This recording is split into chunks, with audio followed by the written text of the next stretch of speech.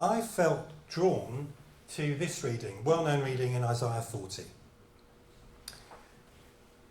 Do you not know, have you not heard, the Lord is the everlasting God, the creator of the ends of the earth. He will not grow tired or weary, and his understanding no one can fathom. He gives strength to the weary and increases the power of the weak. Even youths grow tired and weary, and young men stumble and fall.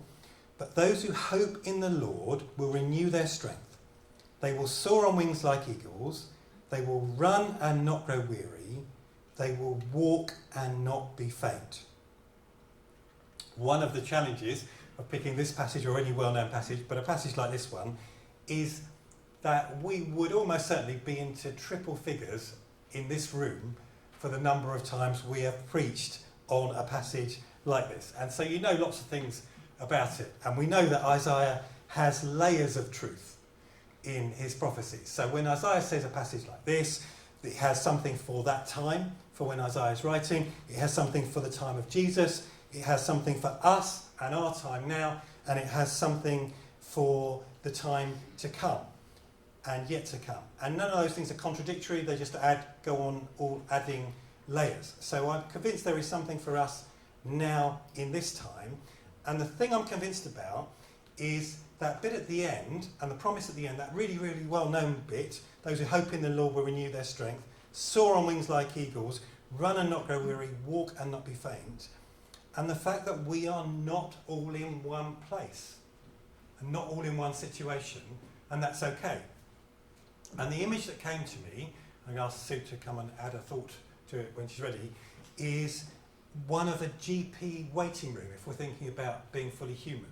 If you imagine a GP waiting room, I've had to be in one recently for a checkup for something, and they're at anxious places at the moment, GP waiting rooms, because everybody's got one thing going on, plus they're anxious about COVID and wearing masks, and it's just a funny space to be in.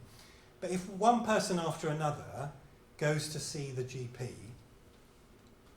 they're all in different starting places, and they're all prescribed something slightly different. But it's all with a view of helping that person to be one stage better on their route to being fully human. So if there's like an elite athlete who's got some problem with an ankle and they go and see the GP, they might well be told that the right thing to do is to rest for a period of time, and that might be right for them. If there's somebody who is carrying a weight problem and needs to have further exercise in order to be healthy, they might go and see the same GP and they might be given exactly the opposite advice. Now, if either of them come out into the waiting room and say, it's okay, I've heard from the GP, what we all need to do is exercise more, that would be wrong for the person who needs to rest the ankle. And that would, if the person who's supposed to be exercising says, we all need to exercise more, or we all need to rest more, either way round would be wrong for different ones of us. And I think that might be the situation that we'll be in this room today. So our route to being one stage better towards being fully human, to being where God wants us to be, might be different to the person that you're sitting next to. You could even have two people who go and see the GP who have basically the same issue. They've got the same condition and still be prescribed something different from that GP because of their past, because of what they're carrying, because of other things that they have going on. You with me so far?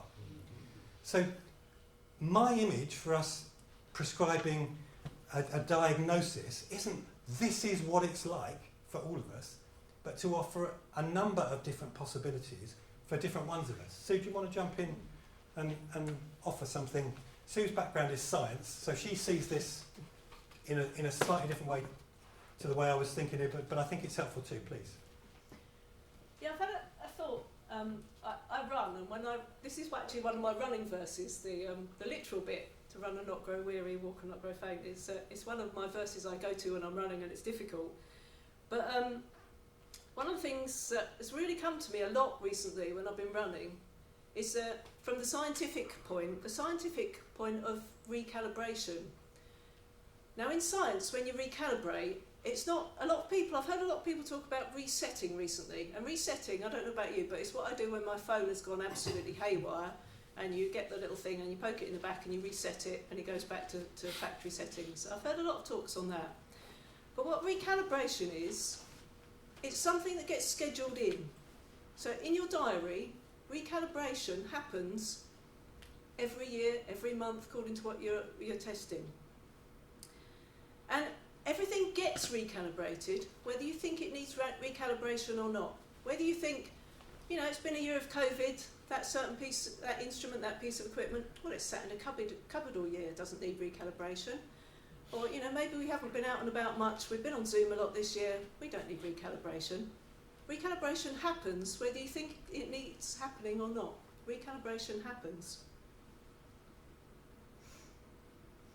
It's routine, it's regular, and when you recalibrate against something you trust and rely on. So what happens with scientific equipment, instruments, is they drift. You measure something else, that certain piece of equipment, it drifts over time. So you go back to something that you know, something that you rely on, your next master.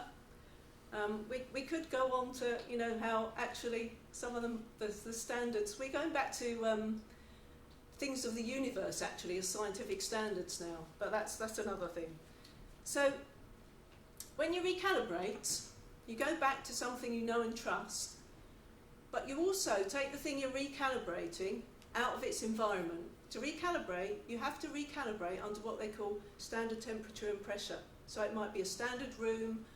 You take it out of its environment. So if it's been working in a factory or a dusty place, you take it out of where it's been working. So it has to go back to standard conditions for its recalibration.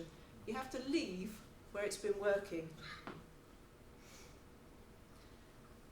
So maybe, you know, you're all ministers, maybe you can work your own parallels out. But maybe, actually what we need to do at the start of this time is to stop and go back to what we know, what we trust, what we rely on.